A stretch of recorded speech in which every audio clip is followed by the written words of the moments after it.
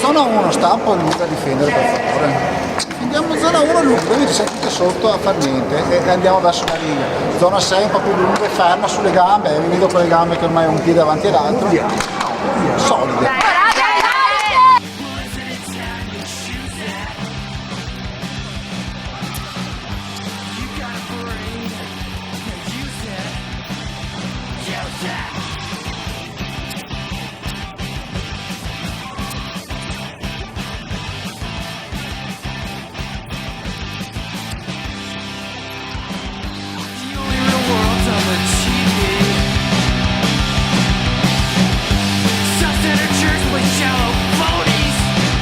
Puntavamo a fare i 3 punti e abbiamo raggiunto l'obiettivo e i parziali sono stati buoni, quindi siamo soddisfatti della prestazione.